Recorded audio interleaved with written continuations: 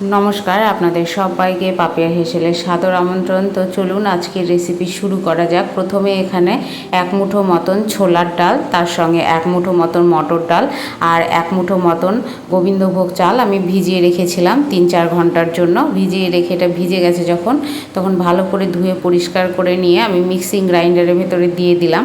আর এর মধ্যে দিয়ে দিলাম 4টে কাঁচা লঙ্কা, দিয়ে এটাকে ভালো করে পেস্ট করে নিতে হবে।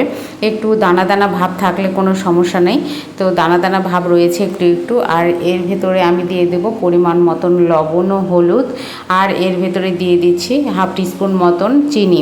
চিনিটা টেস্টের ব্যালেন্সের জন্য দিতে হবে, আর এটা খেতে দুর্দান্ত লাগে, অবশ্যই একবার বাড়িতে ট্রাই করবেন।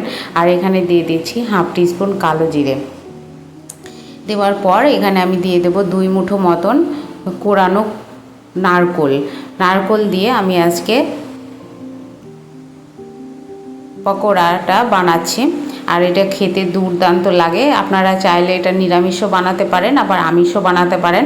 আমিষ বানানোর জন্য এখানে কিছুটা কুচনো পেঁয়াজ দিয়ে দেবেন, তাহলে এটা আমিষ হয়ে যাবে। আর এটা আমি বানাচ্ছি একদমই নিরামিষ। তো এটা ভালো করে হাত দিয়ে মেখে একে অপরের সঙ্গে মিশিয়ে নিয়ে নেব।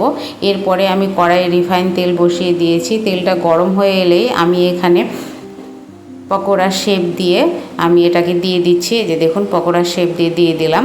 এইরকম করে সবগুলোকেই এক এক করে দিয়ে নিতে হবে। আজকের রেসিপি আপনাদের কেমন লাগলো অবশ্যই কমেন্টের মাধ্যমে জানাবেন। লাইক করবেন, শেয়ার করবেন বন্ধুবান্ধব আত্মীয়দের মাঝে, আর সাবস্ক্রাইব করে অবশ্যই আমার পাশে থাকবেন।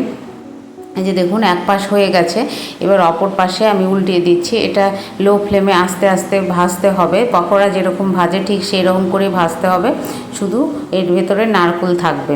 এই যে দেখুন এই রকম করে উল্টে পাল্টে বেশ লালচে বাদামি করে ভেজে তুলে নিলেই রেডি হয়ে যাবে নারকেলের পকোড়া। অবশ্যই একবার চেষ্টা করবেন বাড়িতে, আর খেতে দুর্দান্ত লাগে। এই পুজোতে অবশ্যই একবার ট্রাই করবেন। সম্পূর্ণ ভিডিও দেখার জন্য ধন্যবাদ।